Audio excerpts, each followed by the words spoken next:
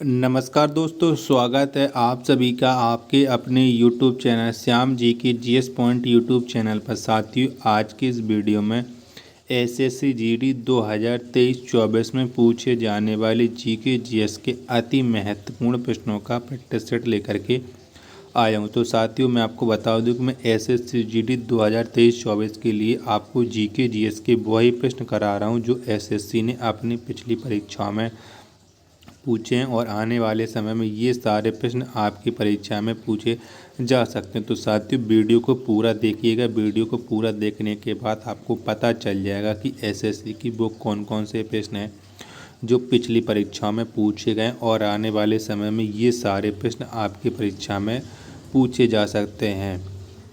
तो साथियों, अगर आप चैनल पर पहली बार वेट कर रहे हैं तो चैनल को सब्सक्राइब कर लीजिएगा और इस वीडियो को आप अपने एसएससी जीडी की तैयारी करने वाले सभी साथियों के पास ज़रूर शेयर कर देना, जिससे वो भी लोग प्रैक्टिस सेट को लगाएं और उन लोगों को भी अपनी तैयारी का पता लग पाए कि उनकी तैयारी कैसी चल रही है। तो इन्हीं सब बातों को ध्यान में रखते हुए शुरू करते हैं आज का अपना जीके जीएस के अति महत्वपूर्ण प्रश्नों का ये प्रैक्टिस सेट। आज की इस वीडियो में आपको जीके जीएस के 40 प्रश्न देखने को मिलेंगे। वीडियो के अंत में एक प्रश्न का आपसे आंसर पूछा जाएगा, जिसका आपको जवाब कमेंट बॉक्स में बताना है। तो पहला प्रश्न है आपके सामने कि आधुनिक युग की मीरा के नाम से किसे जाना जाता है। तो किसको जाना जाता है? तो आधुनिक युग की मीरा के नाम से जाना जाता है महादेवी वर्मा को। तो एक का जो राइट आंसर होगा वो हो जाएगा ऑप्शन नंबर बी। प्रश्न नंबर दूसरा है आपके सामने कि बजट को किस सूची में रखा गया है। तो कौन सी सूची में रखा गया है? तो बजट को रखा गया है समवर्ती सूची में। किसमें? समवर्ती सूची में। तो दो का जो राइट आंसर होगा वो हो जाएगा ऑप्शन नंबर सी। प्रश्न संख्या 3 है आपके सामने कि राष्ट्रीय ध्वज के प्रारूप को संविधान सभा के द्वारा कब अपनाया गया। तो कब अपनाया गया था? तो ये अपनाया गया था 22 जुलाई 1947 को राष्ट्रीय ध्वज के प्रारूप को संविधान सभा के द्वारा। ऑप्शन नंबर बी इसका राइट आंसर हो जाएगा। प्रश्न संख्या 4 है आपके सामने कि रेल बजट को सामान्य बजट से किस समिति की सिफारिश पर अलग कर दिया गया। तो कौन सी समिति की सिफारिश पर अलग कर दिया गया था? तो रेल बजट को सामान्य बजट से अकवर्थ समिति की सिफारिश पर अलग कर दिया गया था। तो 4 का जो राइट आंसर हो जाएगा वो हो जाएगा ऑप्शन नंबर बी। प्रश्न संख्या 5 है आपके सामने कि राष्ट्रीय ध्वज के बीच स्थित चक्र में कुल कितनी तीलियां हैं। तो कुल कितनी तीलियां हैं? तो ये हैं टोटल 24 तीलियां राष्ट्रीय ध्वज के बीच में स्थित जो नीले रंग का चक्र होता है। ऑप्शन नंबर सी इसका राइट आंसर हो जाएगा। प्रश्न संख्या 6 आपके सामने कि स्वतंत्र भारत का प्रथम बजट पेश किया था। तो किसने किया था? तो स्वतंत्र भारत का तो प्रथम जो बजट पेश किया था वो किया था आर के सन्मुख शेट्टी ने। किसने? आर के सन्मुख शेट्टी ने। तो 6 का जो राइट आंसर हो जाएगा वो हो जाएगा ऑप्शन नंबर ए। प्रश्न संख्या 7 है आपके सामने कि भारत का राष्ट्रीय कैलेंडर को भारत सरकार के द्वारा कब अपनाया गया। तो कब अपनाया गया था? तो ये अपनाया गया था 22 मार्च 1957 को भारत का राष्ट्रीय कैलेंडर भारत सरकार के द्वारा। ऑप्शन नंबर बी इसका राइट आंसर हो जाएगा। प्रश्न संख्या 8 है आपके सामने कि भारत का राष्ट्रीय जलीय जीव क्या है। तो कौन सा है भारत का राष्ट्रीय जलीय जीव? तो ये है डॉल्फिन। कौन? डॉल्फिन है। ऑप्शन नंबर सी इसका राइट आंसर हो जाएगा। प्रश्न संख्या 9 है आपके सामने कि भारत का प्रथम शास्त्रीय भाषा कौन है। तो कौन सी है भारत की प्रथम शास्त्रीय भाषा? तो ये है तमिल। कौन? तमिल है। ऑप्शन नंबर बी इसका राइट आंसर हो जाएगा। प्रश्न संख्या 10 है आपके सामने कि प्रथम विश्व हिंदी सम्मेलन 1975 में कहाँ पर हुआ था। तो कहाँ पर हुआ था? तो ये हुआ था नागपुर में। ऑप्शन नंबर डी इसका राइट आंसर हो जाएगा।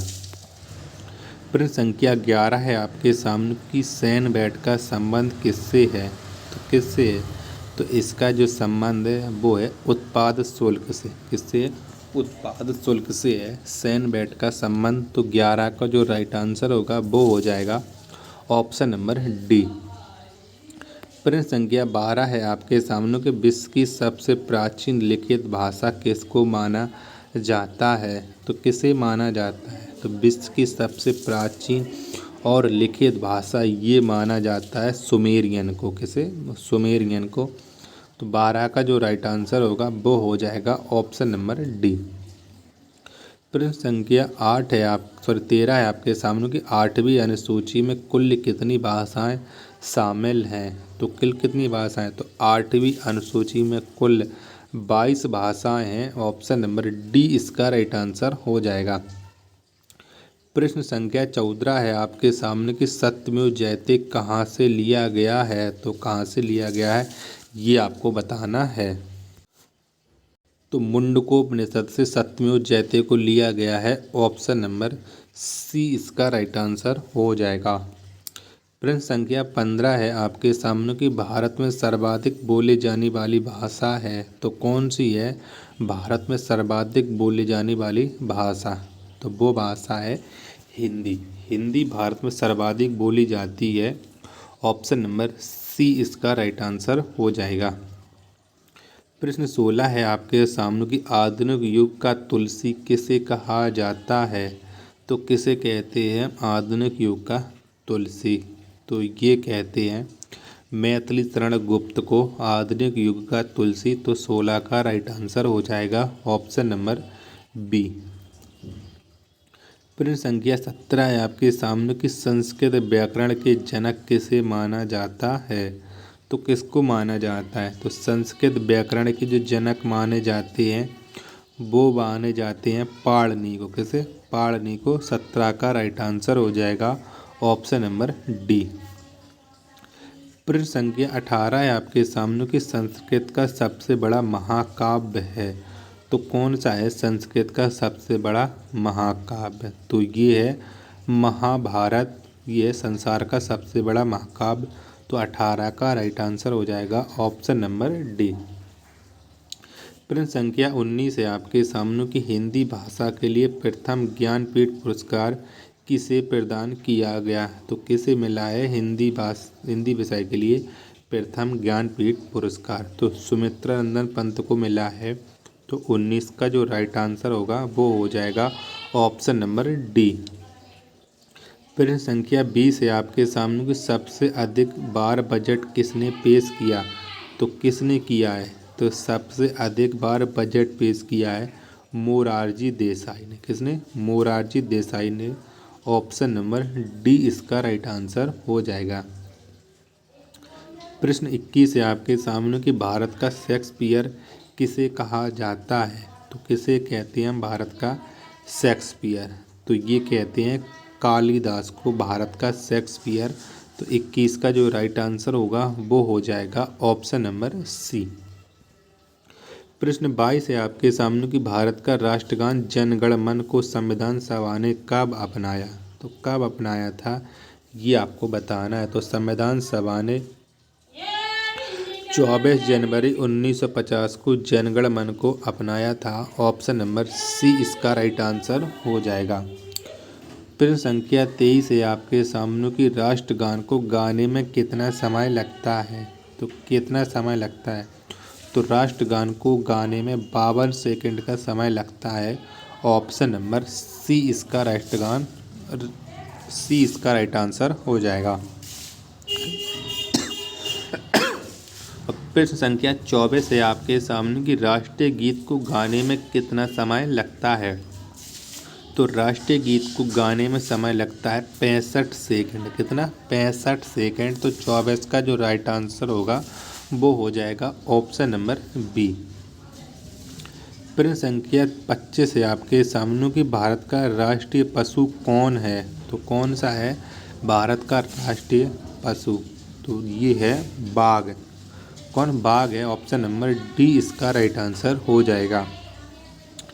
प्रश्न संख्या 26 है आपके सामने कि संविधान के किस अनुच्छेद में वार्षिक वित्तीय बजट का वर्णन किया गया है।